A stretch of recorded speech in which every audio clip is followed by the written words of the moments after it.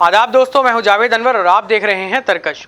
आज़ादी से लेकर वर्तमान राजनीति में भी किसी नेता के चर्चे सबसे ज़्यादा होते हैं तो वो हैं जवाहरलाल नेहरू। आज हम आपको बताएंगे उनसे जुड़े 5 बड़े झूठ जो उनके बारे में अक्सर फैलाए जाते हैं। झूठ नंबर 1, भगत सिंह से जेल में मिलने नहीं गए नेहरू। भगत सिंह को फांसी की सज़ा का ऐलान होने के बाद नेहरू जी उनसे जेल में मुलाकात करने नहीं गए। ये बात सरासर गलत है। 8 अगस्त 1929 नेहरू जी भगत सिंह और उनके साथियों से मिलने जेल गए थे।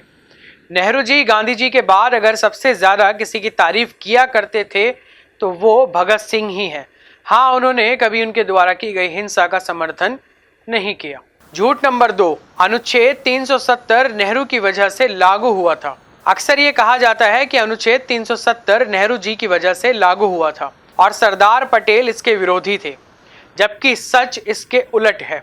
जब संविधान सभा में अनुच्छेद 370 पर बहस चल रही थी तो उस समय नेहरू वहां मौजूद नहीं थे।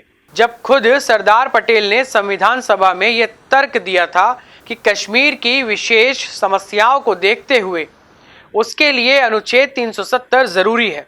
झूठ नंबर 3, वंशवाद को बढ़ावा दिया। उन पर यह इल्जाम भी लगा कि नेहरू जी वंशवाद को बढ़ावा देते हैं। इसकी वजह यह है कि उनकी बेटी इंदिरा गांधी भारत की प्रधानमंत्री बनी, जबकि हकीकत में नेहरू जी नहीं चाहते थे कि इंदिरा प्रधानमंत्री बने। हाँ, ये सच है कि गांधी परिवार को राजनीति में नई ऊंचाइयों पर ले जाने वाली इंदिरा गांधी ही थी।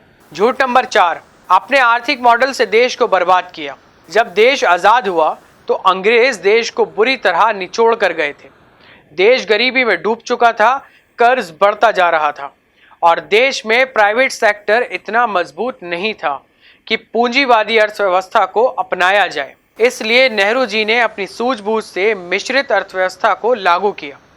इस तरह से ये इल्जाम भी उन पर झूठा साबित होता है। झूठ नंबर 5, सरदार पटेल और नेहरू जी में नहीं बनती थी। ये बात झूठ होने का सबसे बड़ा प्रमाण है नेहरू जी का वो पत्र जो महात्मा गांधी की हत्या के बाद दुखी सरदार पटेल को लिखा था। जब बापू जीवित थे तब हमने साथ साथ बापू से मिलने और उनसे बातों की चर्चा करने की आशा रखी थी, जिन्होंने हमें कुछ हद तक परेशान कर रखा था। अपने अंतिम पत्र में मैंने ये आशा व्यक्त की थी कि मत और स्वभाव के कुछ मतभेदों के बावजूद हमें साथ साथ काम करते रहना चाहिए, जैसा कि हमने इतने लंबे समय तक किया है। ये जानकर मुझे आनंद होता है कि बापू की अंतिम राय भी यही थी।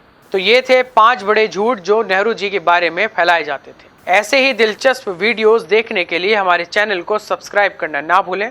धन्यवाद।